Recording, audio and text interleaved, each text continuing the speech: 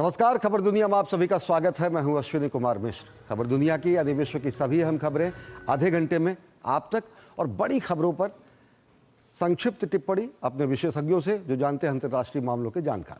लेकिन सबसे पहले आइए नजर डालते हैं सुर्खियों पर।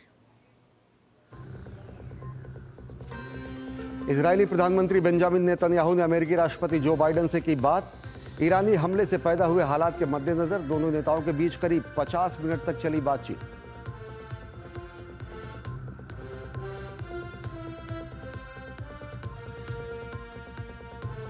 हिजबुल्लाह पर इजराइल का ताबड़तोड़ हमला जारी। सीमा पर दोनों के बीच जमीनी भिड़ंत तेज। हिजबुल्लाह का पश्चिमी लेबनान में आईडीएफ को पीछे धकेलने का दावा। एक गांव पर हवाई हमले में मारे गए 4 लोग। उत्तरी इजराइल में रॉकेट हमले में 2 लोगों की मौत।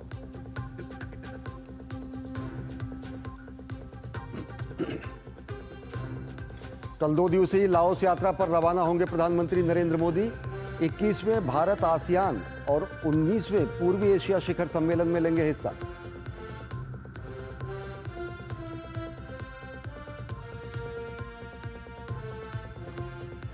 अमेरिका के फ्लोरिडा में 10 दिनों में दूसरी बार बड़े तूफान का सामना। कैटेगरी 4 का तूफान मिल्टन बुधवार शाम टैंपा बे पर दे सकता है दस्तक। 5 लाख लोगों को सुरक्षित स्थान पर पहुंचाया गया।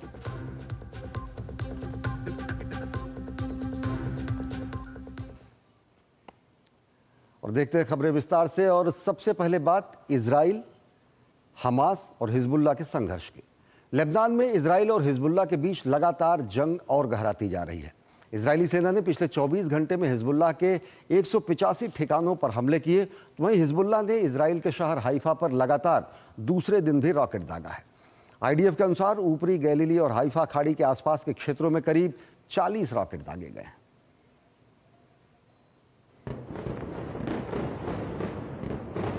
हर गुजरते दिन के साथ हिजबुल्लाह के खिलाफ लेबनान पर इजरायली हमले की तीव्रता और दायरा बढ़ता जा रहा है। इजरायली सेना ने पिछले 24 घंटों में हिजबुल्लाह के 185 ठिकानों पर हमला किया। इन हमलों में हथियार निर्माण संयंत्र और खुफिया विभाग से संबंधित कमांड सेंटर को निशाना बनाया।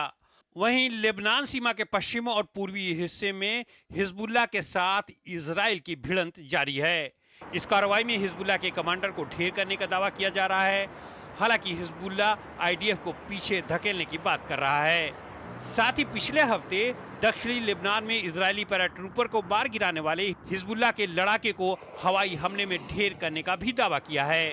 वहीं आईडीएफ ने नई चेतावनी जारी करते हुए कहा है कि दक्षिण की ओर जाने वाला कोई भी व्यक्ति अपनी जान जोखिम में डाल रहा है।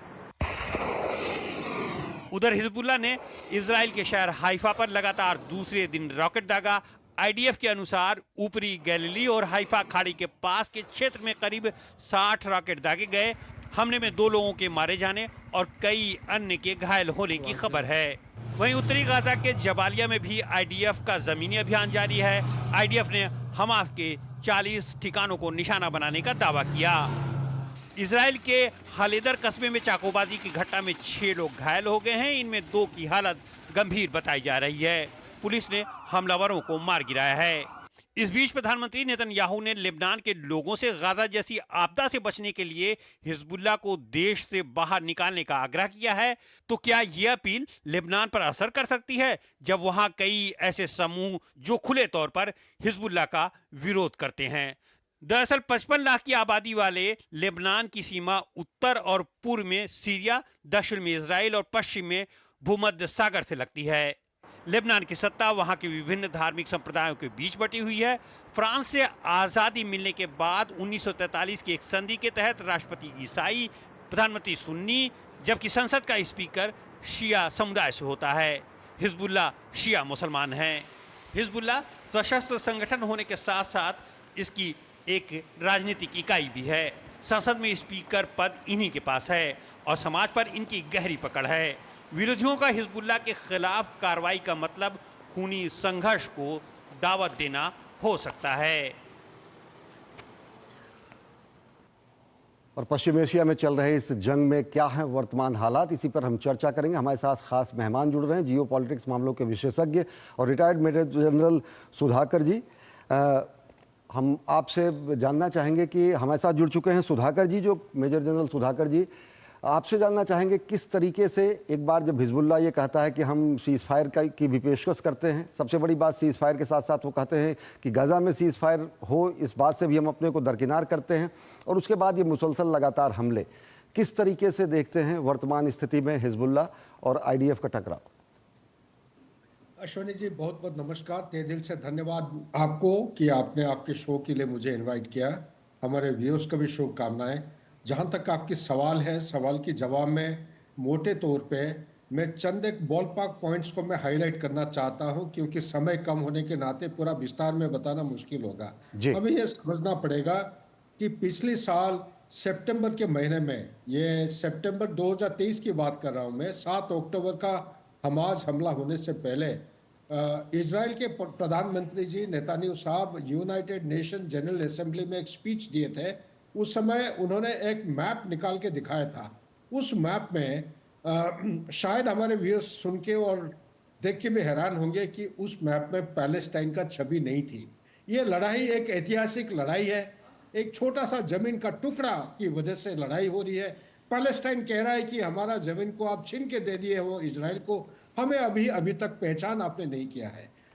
इसी के बाद आप अपना ध्यान ले आइए 27 सितंबर 2024, जब नेतान्याहू साहब यूनाइटेड नेशन जनरल असेंबली में 2 मैप दिखाए थे। एक था नक्शा था मैप ऑफ ब्लेसिंग्स और एक था मैप ऑफ कर्स। तो मैप ऑफ कर्स से इस मैप में 4 देशों के ऊपर काला पेंट लगाया गया था। वो है, एक था सीरिया, दूसरा था आपका इराक, तीसरा था ईरान और चौथा था येमेन। और मैप ऑफ ब्लेसिंग में Egypt, Sudan, Saudi Arabia, India, और एक आर्क को बना के वो सीधा हिंदुस्तान के पश्चिम तट से लेके सीधा यूरोप तक खींच के दिखाए थे। तो ये मैं इसलिए हाईलाइट करना चाहता हूं, 7 अक्टूबर का जो असली केंद्र बिंदु अगर आप ढूंढेंगे तो किस लिए उन्होंने इस किस्म का हमला, जब इजराइल ये कहीं ना कहीं दायरा बहुत बड़ा कहीं ना कहीं दिखता है। आपसे जानना चाहेंगे संक्षेप में कि जंग कहां जाती दिख रही है? एक तरफ आज बेंजामिन नेतन्याहू और जो बाइडन से बातचीत की भी बात कही जा रही है। बाइडन का जो अलग अलग रुख रहा है बेंजामिन नेतन्याहू को लेकर, उन्होंने सार्वजनिक बयान भी जो दिए हैं, किस रूप में देखते हैं आज की बातचीत को और कैसे देखते हैं आगे की स्थिति को? इसके बाद 27 सितंबर 2024 को वो भाषण देने के बाद चंद घंटों के बाद नसरल्लाह जो उनका जो लीडर है हिजबुल्लाह को मारते हैं, और 1 अक्टूबर को मिसाइल अटैक होता है। और मिसाइल अटैक के बाद 3 अक्टूबर को जो बाइडेन कुछ स्टेटमेंट देते हैं कि इजराइल के साथ दोनों देश यूएसए और इजराइल इसका न्यूक्लियर इंस्टॉलेशन और ईरान के जो ऑयल रिग से इसके ऊपर अटैक करेंगे। लेकिन इसी के बाद ही उनका जो सक्सेसर है, नसरल्लाह का जो सक्सेसर है, उसका भी उसका एलिमिनेट किया जाता है। मैं ये कहना चाहता हूं युद्ध अभी किस तरफ जा रहा है, हमास से शिफ्ट होकर हिजबुल्लाह की तरफ। पहले 3 से 4 किलोमीटर दुश्मन की इलाका बॉर्डर की आर पार फायर करते थे, आजकल 28 से 30 किलोमीटर अंदर फायर कर रहे हैं। हिजबुल्लाह का टोटल लीडरशिप को वो पूरा डिस्ट्रॉय करना चाहते हैं और साथ ही उनके इंफ्रास्ट्रक्चर को डिस्ट्रॉय करना चाहते हैं। क्या है मुद्दा, क्या है, क्या चाह रहा है इजराइल? इजराइल यही चाह रहा है कि उन्होंने स्पीच में इन्होंने बताया था कि उनके 2 दुश्मन हैं, एक है टेररिज्म, दूसरा है ईरान विथ न्यूक्लियर इंस्टॉलेशन। ये दोनों को जब तक बर्बाद नहीं करते हैं तब तक ये कर। तीसरा मुद्दा है नेतान्याहू साहब का, किसी भी तरह अमेरिका को ये लड़ाई के अंदर लाना चाहते हैं। और ये मुद्दा ये है कि हो सकता है कि बॉडी बैग्स जब अमेरिका जाने लगेंगे उससे उनका डोमेस्टिक कॉन्स्टिट्यूएंसी, क्योंकि उनका इलेक्शन होना है 5 नवंबर को, उसके ऊपर बहुत बुरा असर पड़ सकता है, जो कि डेमोक्रेटिक पार्टी के खिलाफ जा सकता है। इसलिए मैं सुधाकर जी, इसी मुद्दे पर हम जानना चाहेंगे कि अमेरिका का क्या रुख होगा, क्योंकि अभी लगातार वहां पर चुनाव की स्थितियां हैं। 5 नवंबर के बाद ही अमेरिका साफ तरीके से अपना रुख राष्ट्रपति चुनाव के नतीजे के बाद ही स्पष्ट कर पाएगा। लेकिन हिजबुल्लाह जो भी पेशकश करता है उस सबके पीछे कहीं ना कहीं ईरान है। ईरान की स्थिति जो है इस पूरे के पूरे जंग में 2-2 बार मिसाइल हमले और अटैक होने के बाद इजराइल की स्थिति किस रूप से देखते हैं? और आने वाले दिनों में जिस तरीके से इजराइल ने कहा है कि समय हम चुनेंगे, जगह हम चुनेंगे, स्थिति रणनीति हमारी होगी, क्या जंग गहराती है या फिर इसी तरीके से समन्वयवादी दृष्टिकोण से जंग चलती रहेगी? शॉर्ट में लड़ाई काफी गहराई, इंटेंसिटी बढ़ती जाएगी, रफ्तार और इंटेंसिटी बढ़ती जाएगी। ये अभी हिजबुल्लाह के बाद 4 और अलग अलग ग्रुप में 4H बोलते हैं, लेकिन आपने आपके सवाल में 2-3 देशों का नाम लिया है। अमेरिका क्या क्या दृष्टिकोण है, इजराइल की क्या है, ईरान का क्या है, और बाकी देश जो मिडिल ईस्ट में क्या होने जा रहा है। ये अमेरिका का, मेरे विचार के मुताबिक, एक जियोपॉलिटिक्स का स्टूडेंट होने के नाते मैं ये कहूँगा कि इस समय कमला हैरिस का TRP रेटिंग डोनाल्ड ट्रंप से 3% ज़्यादा है। तो ऐसा परिस्थिति में मैं नहीं ये असेसमेंट के मुताबिक यह अंदाज करना गलत होगा कि अगर ये बुट्स ऑन ग्राउंड के साथ इजराइल के साथ मिलके ईरान के खिलाफ लड़ाई करेंगे, ये एक बेवकूफ़ी होगा। इसलिए जो बाइडेन, उन्होंने 8 अक्टूबर को इजराइल ने धमकी दिया था कि वो रिप्लाई देंगे, अटैक करेंगे, लेकिन 8 अक्टूबर चला गया है, नहीं हुआ है। और उनके एक केंद्रीय मंत्री अभी गए हैं जो बाइडेन से मिलने के लिए, उनके साथ बातचीत चल रही है। जो उनका भेदभाव है आपस में बात करेंगे। इजराइल का मकसद ये है, चाहे आप कुछ भी कह लीजिए, ये लड़ाई किसी भी तरह खत्म नहीं करेंगे। उसका एक कारण है, ये कारण है आज के दिन में नेतान्याहू का जो TRP रेटिंग है, पॉपुलैरिटी है, बढ़ गया है, क्योंकि लड़ाई जो जीत हासिल करने के बाद हमारे सुधाकर जी एक चीज और जानना चाहेंगे। लगातार हिजबुल्लाह हमले कर रहा है। नसरुल्लाह की मौत के बाद भी इजराइल ने दावा किया कि एक डिप्टी हाशिम सैफुद्दीन को भी मारा जा चुका है। इसकी खैर पुष्टि नहीं हुई है। बावजूद इसके लगातार उसके हमलों में तीव्रता में बढ़ोतरी ही होती जा रही है। तब जबकि IDF ये कहता है कि बगैर किसी नुमाइंदे के या बगैर किसी अध्यक्ष के या फिर बगैर किसी टॉप कमांडर के हिजबुल्लाह ऐसा परफॉर्म कर रहा है। किस तरीके से देखते हैं ये पूरा का पूरा बैकअप? अश्विनी जी, ये 21st सेंचुरी की एक मॉडर्न लड़ाई है जिसमें हाइब्रिड और कन्वेंशनल लड़ाई का पहलू जुड़ गए हैं। और आप अपना ध्यान ले लीजिए, 16, 17, 18 सितंबर इसी साल में द पेजर अटैक और आईकॉम अटैक हुआ था। उससे उनका टॉप, मिडिल और लोअर रंग का जो लीडरशिप है, काफी हद तक ये बर्बाद हो चुके हैं। आज के दिन में ये कहना गलत नहीं होगा कि हिजबुल्लाह का लीडरशिप है नहीं लीड करने के लिए, और जो आ रहे हैं सीनियरिटी के मुताबिक वो आगे उभर के आना नहीं चाह रहे हैं। एक डर किस्म का पैदा हो गया। नंबर 2, इनके जो इंफ्रास्ट्रक्चर, जो लॉन्च पैड है 1978, 1982, 2000, 2006 को जो इस्तेमाल किए थे इजराइल के खिलाफ और इजराइल को धकेल के वापस किया था, पर्टिकुलरली 2006 को, ये सारे लॉन्च पैड्स और जहां जहां उनकी मिलिट्री बेसिस है पूरे के पूरे डिस्ट्रॉय किया है। लेकिन हैरान की बात यह है, हमें समझना पड़ेगा, हिजबुल्लाह का आर्किटेक्चर या इंफ्रास्ट्रक्चर सिर्फ जमीन के ऊपर नहीं है, जमीन के नीचे टनल नेटवर्किंग हो रखा है। ये एक पहलू है। दूसरा जो आप कह रहे हैं कि भाई ये कब तक और कहां तक चलते जाएंगे, मेरे अंदाज के मुताबिक इसके बाद उनके पास 3 और थ्रेट है। एक है हुतीज, जो कि डायरेक्ट नहीं है लेकिन इनडायरेक्टली रेड सी के ऊपर यमन से ये काफी दबाव डाल सकता है और डाल भी रहा है। नंबर 2, इराकी मिलिशिया और सीरिया में इनकी इस्लामिक मिलिशियाज है। इनके खिलाफ लड़ाई इसलिए जरूरी है क्योंकि इराक और सीरिया के अंदर यूएस के मिलिट्री बेसेस है। और तीसरा चीज आ जाता है आपका ये एक हशम करके एक ग्रुप होता है आईसिस का। बेरुदन तोड़ने के बाद 2017 को ये धीरे धीरे छोटे छोटे ग्रुप बनाए थे। इसको यानी कि ये और सारे कारक और सारे लड़ाके भी इसमें शामिल हो सकते हैं। कहीं ना कहीं आने वाले दिनों में ये जंग थमती तो कतई नहीं नजर आ रही, गंभीर और हो सकती। अब हमारे साथ सुधाकर जी बने रहे। कंबोडिया के रीम बेस से भी संबंधित मुद्दे पर हम आपसे चर्चा करेंगे कि कैसे वहां पर चीन का विस्तारवादी नीति चल रही है। लेकिन वक्त हो चला एक छोटे से ब्रेक का। देखते रहिए खबर दुनिया की। सारी छुर्रियां भर देती हैं, दीवार हमवार कर देती हैं। तो पुट्टी भर ले, हाँ पुट्टी भर ले। वंडर वॉल पुट्टी दे एक परफेक्ट फिनिश। काट! सुरक्षा की गारंटी हर चीज में जरूरी है, चाहे वो मुश्किल स्टंट हो या अच्छी फसल। इसीलिए ले आइए IIL के ट्रैक्टर ब्रांड का शिनबार, जो देता है सुंडी और ट्रिप से सुरक्षा की गारंटी।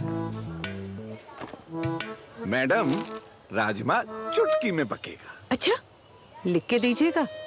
लिख के तो बेस्ट चावल खुल के खिलेगा।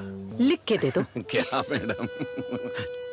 आशीर्वाद आटा फुलका ऐसे फूलेगा कि आप फूले नहीं समाएंगी। ये खुद लिख के दे रहे हैं। स्कैन कीजिए। क्वालिटी सर्टिफिकेट 100% आटा 0% मैदा 40 से भी ज्यादा टेस्ट गेहूं पे रोटी औरों से ज्यादा नरम। आशीर्वाद आटा क्वालिटी का वादा लिख के ले लो। सर आप बहुत लकी हैं कि आपके बेटे ने हेल्थ इंश्योरेंस और बाकी सारी फॉर्मेलिटीज टाइम से पूरी कर दी है। मेरा बेटा? तो फिर आप? पॉलिसी बाजार। क्लेम के टाइम पे हमेशा आपकी हेल्प को तैयार। पॉलिसी बाजार 1 करोड़ का हेल्थ इंश्योरेंस सिर्फ 390 रुपए महीने से शुरू। MDH का किचन किंग किचन में हो तो हम सब कुछ बना सकते हैं। बैंगन का भरता, आलू गोभी, भिंडी मसाला और भी बहुत कुछ। MDH सारी छुर्रियाँ भर देती हैं, दीवार हमवार कर देती हैं। तो पुट्टी भर ले, हाँ पुट्टी भर ले। वंडर वॉल पुट्टी दे एक परफेक्ट फिनिश। ब्रेक के बाद आप सभी का स्वागत है। खबर दुनिया में हम रुख करते हैं कंबोडिया की ओर। कंबोडिया के रीम बेस पर लंबे समय से चीन के 2 युद्धपोतों की मौजूदगी ने पड़ोसी देशों की चिंता बढ़ा दी है। साल भर से अधिक समय से कंबोडिया तट पर तैनात इन युद्धपोतों से वियतनाम और थाईलैंड की चिंता बढ़ गई है। अमेरिका इसे चीन की विस्तारवादी नीति का एक और दांव मान रहा है, तो वहीं अंतर्राष्ट्रीय बिरादरी भी चीन की क्षेत्रीय आक्रामकता को लेकर चिंतित है। चीन की क्षेत्रीय आक्रामकता अक्सर आस पड़ोस के देशों के लिए बड़ी चुनौती बन जाती है। ऐसे में चीन की क्षेत्र में एक संभावित स्थायी सैन्य सक्रियता से अमेरिका समेत दूसरे देश चौकन्ने हो गए हैं। कंबोडिया के रीम नेवल बेस से जुड़े खुलासे ने डर को जन्म दे दिया है। आशंका जताई जा रही है कि ये बेस चीनी मिलिट्री आउटपोस्ट में तब्दील हो सकता है। 2023 और 24 के दौरान ली गई सैटेलाइट तस्वीरों से पता चलता है कि कंबोडिया के रीम बेस पर 2 चीनी युद्धपोत टाइप A-56 कॉर्वेट तैनात हैं। 1500 टन वजनी ये युद्धपोत चीन द्वारा निर्मित घाट के किनारे तैनात हैं। इसके अलावा चीनी नौसेना को उपयोग के लिए कथित तौर पर तटवर्तीय सुविधाओं का निर्माण किया गया है। ये निर्माण संदेह पैदा करता है कि रीम चीन की बढ़ती नौसेना शक्ति का अड्डा बन सकता है। हालांकि कंबोडिया लगातार इन आरोपों का खंडन करता आ रहा है, जबकि एक अमेरिकी think tank Asia maritime transparency initiative ने मई 2024 में रिपोर्ट दी थी कि दिसंबर 2023 से बेस पर 2 चीनी कॉर्वेट लगभग स्थायी रूप से तैनात हैं। रीम बेस कभी अमेरिकी सैन्य सहायता पर निर्भर था। ये दोनों देशों की व्यापक साझेदारी का हिस्सा था और दोनों सेनाओं की यहाँ संयुक्त अभ्यास हुआ करते थे। लेकिन 2017 में दोनों देशों के बीच संबंधों में आई दरार के बाद रीम बेस की सहायता प्रभावित हुई, जब अमेरिका कंबोडिया की विपक्षी पार्टी को प्रतिबंधित किए जाने से नाराज हो गया। अमेरिकी सहायता की कमी को पूरा करने के लिए कंबोडिया ने चीन से रिश्तों में गर्माहट लाई। कंबोडिया ने चीन के साथ गोल्डन ड्रैगन सैन्य अभ्यास शुरू किया। बदले में चीन ने वहां भारी निवेश किया। अमेरिका की मदद से बनी 2 इमारतों को 2020 में ध्वस्त कर दिया गया। कंबोडिया में स्थायी चीनी सैन्य उपस्थिति की संभावना से थाईलैंड और वियतनाम जैसे पड़ोसी देश चीन के इरादों को लेकर चिंतित हैं। वियतनाम और चीन के बीच समुद्री सीमाओं को लेकर टकराव का इतिहास रहा है और वियतनाम चीनी इरादों को लेकर सतर्क रहता है। इसी तरह थाईलैंड के राष्ट्रीय सुरक्षा अधिकारियों ने थाईलैंड के प्रमुख बंदरगाह सत्ताहिप के पास एक चीनी नौसैनिक अड्डे के बारे में निजी तौर पर चिंता जताई है। रीम नेवल बेस की स्थिति वैश्विक शक्तियों को रणनीतिक प्रदान करती हैं, विशेष रूप से मलक्का जलडमरू मध्य के संबंध में, जो दक्षिण चीन सागर से हिंद महासागर तक जाती है और जिस पर भारत का असीमित प्रभाव है।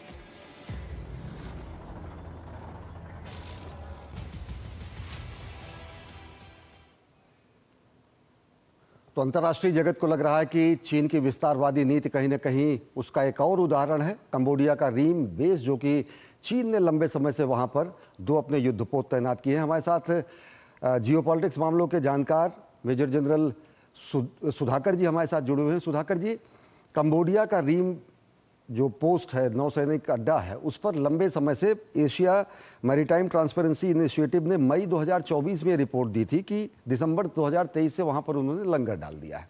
किसी भी तरीके से पुष्ट नहीं की जा रही है, न कंबोडिया की तरफ से, न ही चीन की तरफ से।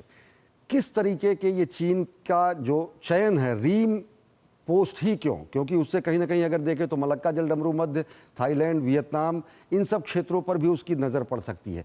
क्यों रीम ही क्यों, और वास्तविक स्थिति क्या? देखिए अश्विनी जी, बहुत अच्छा मुद्दा आपने उठाया है, बधाई हो मेरे तरफ से। हमें समझना पड़ेगा, हुन जिन ताओ के समय में जब चीन के प्रेसिडेंट थे तो उन्होंने एक फिलॉसफी निकाला था, उसको बोलते हैं मलाक्का डायलेमा। मलाक्का डायलेमा ये केंद्र बिंदु है, पूरे सारे चीजों का जवाब दे सकता है। क्या है? आज के दिन में चाहे आप माने या ना माने, चाइना एक मैन्युफैक्चरिंग हब पूरा विश्व का है। पूरा complete manufacturing, total dependency China के ऊपर है। क्रिटिकल सप्लाई चेन जो टेक्नोलॉजी है इसी के ऊपर डिपेंडेंसी है। लेकिन मलाक्का एक स्ट्रेट ऐसा है जिसके थ्रू उसका आप ये मान के चलिए, चाइना का जितना एनर्जी सिक्योरिटी या रिक्वायरमेंट है 83% करीब करीब इससे गुजरता है। हालांकि आपको अलग अलग मीडिया में 70% से ऊपर लिखा होता है, एक्चुअली है 83%। Persian gulf, Africa, Latin America, ये सब सी लेन सब कम्युनिकेशन के थ्रू होके, मलाक्का होके इस चाइना सी से वो जाता है शंघाई और अलग अलग पोर्ट्स में। ये जो केंद्र बिंदु है मलाक्का स्ट्रेट, आप सबसे पहले देखिए चोक पॉइंट्स कहां कहां पे हैं। हिंदुस्तान ने अभी जटायु बनाया, मिनिकॉय 9 डिग्री चैनल, मतलब मालदीव्स और हमारे लक्षद्वीप के बीच में। अंडमान निकोबार में बेस बन चुका है। सबंग है वहां पे, हाँ थोड़ा सा लेटेस्ट कुछ प्रॉब्लम चल रहा है इंडोनेशिया का। सबंग आइलैंड हिंदुस्तान के पास अभी आने वाला है। आप हैंगी आइलैंड बात करिए, ये है सिंगापुर में बेस बना हुआ है, अमेरिकन बेसिस बने हुए हैं मलाक्का स्ट्रेट के उस तरफ। इसी तरह आगे आते हैं तो ब्रुनेई में कुछ दिन पहले दूरदर्शन चैनल से ही आपने हाईलाइट किया था, एक प्रोग्राम था, हमारे प्राइम मिनिस्टर साहब गए थे, वहां पे भी बातचीत चल रही है ब्रुनेई में एक मिलिट्री बेस के लिए, एक कम से कुछ नहीं तो लॉजिस्टिक बेस। लेकिन मैं लाना चाहता हूं वो मसले के ऊपर जहां पे आपका जो अभी रिपोर्टर था जो बता रहे थे साउथ चाइना सी। साउथ चाइना सी ये जो 9 डैश लाइन है, या 1947 में 11 डैश लाइन होता था, वो कट के अभी 9 डैश लाइन हो गया है। उसको 90% of the area is claimed by China. Main चीज है ये जो रीम आइलैंड है कंबोडिया के ऊपर, 2000 से ये धीरे धीरे धीरे धीरे इसको डेवलप करते जा रहा है। 2013 से जब BRI स्टार्ट हुआ, ये पूरा फुल थ्रोटल उसको डेवलपमेंट किया है। ये 2022 और 23 को ये आया है, सामने नजर आया। जी सुधाकर जी, इसको क्यों पकड़ा है रीम आइलैंड? रीम आइलैंड को पकड़ने का दो उसके क्वेश्चंस आते हैं। इसी के right opposite 400 kilometre crow flight distance Thailand का एक क्रा आइस्थमस है, क्रा टनल परियोजना है। जी इसको काट के वो एक एग्रीमेंट उनके साथ हो गया था थाईलैंड के साथ, काफी हद तक समझौता हो गया था। ये 130 किलोमीटर लंबाई एक कैनाल बना के कंप्लीट खर्चा ये बहन करना चाह रहे थे BRI के जरिए से, और इसको $15 बिलियन या 30 बिलियन के अंदर उसको समय बहुत कम है सुधाकर जी। निश्चित तौर से एक और प्रमाण है चीन की विस्तारवादी नीति की, लेकिन भारत स्पष्ट तरीके से पूरी दुनिया को बताता है, हिंद प्रशांत क्षेत्र हो या फिर समुद्री नौवहन हो, एक स्वतंत्र निर्बाध नौवहन भारत सुनिश्चित करेगा समूचे क्षेत्र में। बहुत बहुत धन्यवाद सुधाकर जी हमसे जुड़ने के लिए और विस्तार से जानकारी देने के लिए। और खबर दुनिया में वक्त हो चला एक और छोटे से ब्रेक का, देखते रहिए DD न्यूज। सारी झुर्रियां भर देती हैं, दीवार हमवार कर देती हैं। तो पुट्टी भर ले, हाँ पुट्टी भर ले। वंडर वॉल पुट्टी दे एक परफेक्ट फिनिश। दादी के हाथों का जादू और खुशबू से महकता घर। MDH गरम मसाला, असली मसालों से भरा हूँ मैं, क्योंकि हर रिश्ता है स्वाद से जुड़ा। बात जब पीढ़ियों के लिए बनने वाले घर की हो तो जिम्मेदारी बड़ी हो जाती है। गैलेंट समझता है ये जिम्मेदारी। अब डबल M रिब्स के साथ गैलेंट एडवांस TMT रीबार, निर्माण का रियल हीरो। सुरक्षा की गारंटी हर चीज में जरूरी है, चाहे वो मुश्किल स्टंट हो या अच्छी फसल। इसलिए ले आइए IIL के ट्रैक्टर ब्रांड का शिनबा, जो देता है सुंडी और ट्रिप से सुरक्षा की गारंटी। हाथ धोकर आते हैं। साबुन की जगह हैंड वॉश। मोहन का प्रमोशन हो गया क्या? सैवलॉन हैंड वॉश तो हमारा रोज का है। सिर्फ 10 रुपए में 200 ml हैंड वॉश बनाओ। Savlon powder to gel hand wash, germ से बचाए, शान बढ़ाए। बेटियां घर की रौनक हैं। बेटियां घर संवारती हैं। बेटियां पीढ़ियां सजाती हैं। बेटियां घर की बुनियाद कहलाती हैं। बेटियों को सलाम करता है मोंगिया स्टील, स्टील का बादशाह। सारी झुर्रियाँ भर देती हैं, दीवार हमवार कर देती हैं। तो पुट्टी भर ले, हाँ पुट्टी भर ले। वंडर वॉल पुट्टी दे एक परफेक्ट फिनिश। और ब्रेक के बाद आप सभी का स्वागत है। रुक करते हैं अमेरिका की ओर। पखवाड़े भर के अंदर अमेरिका में एक और भीषण तूफान ने दस्तक दी है। अमेरिका के फ्लोरिडा में मिल्टन तूफान को लेकर चेतावनी जारी की गई है। मिल्टन बुधवार रात टेम्पा बे में दस्तक दे सकता है। इसे इस सदी का सबसे भीषण तूफान माना जा रहा है।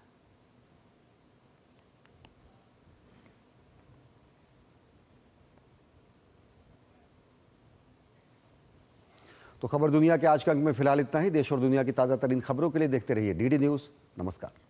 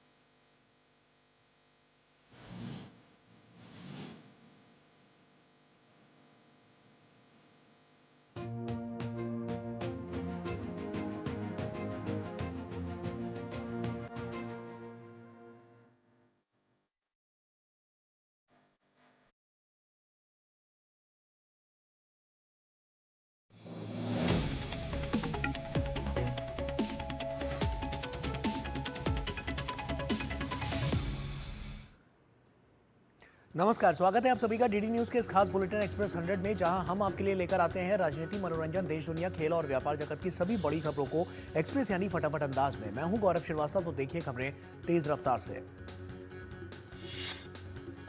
प्रधानमंत्री नरेंद्र मोदी ने महाराष्ट्र को 7600 करोड़ की परियोजनाओं की सौगात दी है। प्रधानमंत्री